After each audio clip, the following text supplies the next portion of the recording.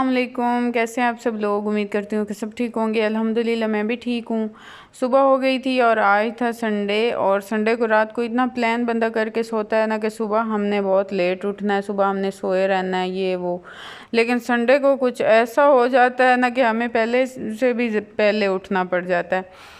या तो कोई ना कोई मांगने वाली आ जाती हैं और वो बहुत तंग करती हैं, या फिर संडे को मोस्टली हमारे यहाँ नाली साफ़ करने वाले आ जाते हैं, तो वो दरवाज़ा बजा के उठें और पानी चलाएं और हमने नाली साफ़ करनी है और जो भी लेन देन इनका होता है वो करें हमारे साथ। तो फिर ना यही मेरे साथ आज भी हुआ और मुझे इतना मैं डिस्टर्ब हुई। उसके बाद फिर सडन ही हमारा प्लान बना कि मेरी कज़न कल से मुझे बुला रही थी कि हमारी तरफ आ जाएं। तो फिर कल तो मेरा मूड नहीं था, लेकिन आज ऐसे ही मेरा दिल किया तो फिर हम उधर चले गए, तैयार हो गए और रास्ते में जाते ही टायर पंचर हो गया। और फिर चेंज करते तक टायर हम यहाँ जी रुके रहे, और इधर एक बेर थी जिसके साए के नीचे खड़े थे, तो ऐसे ही इंजॉय कर रहे थे। बाकी ये धान वगैरह भी हो गया था काफ़ी बड़ा बड़ा, और बेर भी थे, तो हमने थोड़े थोड़े बेर भी चुने। और उसके बाद फिर हम पहुँच गए थे वहाँ मेरी कज़न के घर, और हमार लोग ऑलरेडी वहाँ थे, तो बच्चों का हो गया था जी गैदरिंग। और इन्होंने फिर जो हमारा हाल किया वो भी देखने वाला था। यहाँ जी इनको धूप पे, बिल्कुल धूप तपती दोपहर में ये झूले ले रहे हैं। धूप का इन्हें कोई इस जगह पे ना होश नहीं था कि धूप है ये क्या है, बस झूले लेने थे। सारे छोटे बड़े बच्चे ले रहे थे। उसके बाद जी चाय उन्होंने हमें पेश की, हमारी हो रही थी खिदमत, और मेरी मैं कैंडी बिस्किट पे हो रहे थे हमले, जो कि मुझे बहुत पसंद हैं। और एक एक सबको देते देते मेरे ख़त्म हो गए थे। उसके बाद बच्चों को पकड़ के मेरी सिस्टर यहाँ पिक्चर खींचने के प्लान में थी, और ना बच्चों ने जो इधर शुगर लगाया, एक को सेट करते थे तो दूसरा गिर जाता था, दूसरे को सेट करते थे तो कोई रोने लग जाता था, कोई कुछ। मजाल है कि इतनी देर में एक भी अच्छी पिक इन्होंने बनवाई हो। मुझे भी अच्छा लग रहा था, क्योंकि पुराने ज़माने की पिक्चर्स देखें तो इस तरह करके ना बच्चे होते हैं ऊट पटांग होलियों में, और इस तरह के उनके रोने धोने और हुए होते हैं, और फिर वो इतनी फ़नी पिक्चर्स लगती हैं ना बचपन की, अगर देखें तो अभी भी।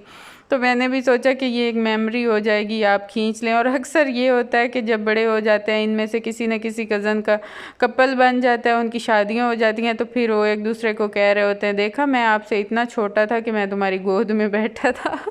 तो ये वाली इतनी फ़नी बात होती है। मैं कह रही थी कि इनमें से अगर किसी का कपल बन गया तो ये भी ऐसे ही कहेंगे एक दूसरे को।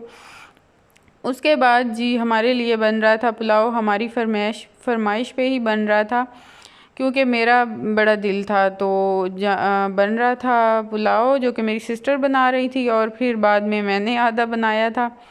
और साथ सालन भी बन रहा था, क्योंकि उनकी दुकानों पे जाना होता है मज़दूरों के लिए, सालन भी, तो वो भी बन रहा था। और यहाँ जी रायते में मैं बस हिलाने में हेल्प कर रही थी, बाकी बना वो खुद रहे थे। रायता बन गया था, सैलेड बन रहा था यहाँ। और बच्चों ने हमें बहुत डिस्टर्ब रखा सारा दिन। हम ना वो एक दिमागी टेंशन सी हो जाती है फिर बच्चों के शोर में, और ऐसे फिर जब गैदरिंग हो जाती है, बच्चे मिल जाते हैं, तो बहुत ही बुरा हाल होता है।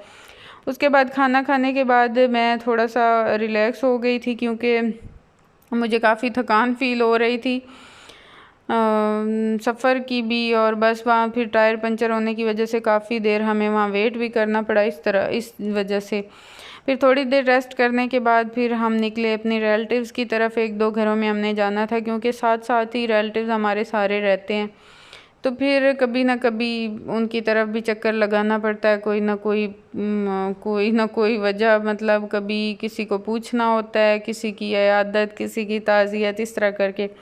तो फिर चक्कर लगे तो मोस्टली हम फिर लगा लेते हैं। और यहाँ जी अब वापसी हो रही थी हमारी, और बच्चे नाचते कूदते जा रहे थे, और जाते साथ ही हमारे साथ ट्रेजेडी हो गई। ज़ोर ज़ोर से उसी झूले पे बच्चे झूले ले रहे थे, और शाहबान का तो जी ही नहीं भर रहा था।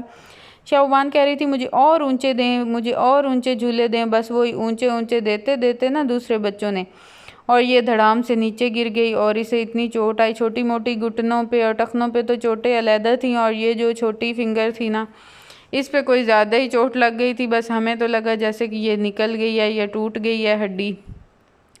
तो फिर यहाँ ये चल भी नहीं सीधा पा रही थी। फिर इधर ही ना एक हड्डियाँ जोड़ने वाले होते हैं, कुछ डॉक्टर्स होते हैं या हकीम टाइप, मतलब वो हड्डियों के माहिर होते हैं। तो इधर हम ले गए इसको कि चेक कराएं ये कहीं निकल तो नहीं गई, क्योंकि लास्ट ईयर भी इसने मुझे बहुत जलील किया था। इसका टखना निकल गया था और फिर वो निकलता ही रहा था, 2-3 बार वो निकला था, और चढ़ा चढ़ा के और पट्टियाँ करा करा के इसे उठा उठा के मेरी तो बस हो गई थी। मैं इतनी जलील हुई थी, और इस दफ़ा मैं इसे बार बार कह रही थी तुम्हारा पाँव नहीं टूटना चाहिए, वरना मैंने तुम्हें नहीं पट्टियाँ करवानी, मैं जलील हो जाती हूँ।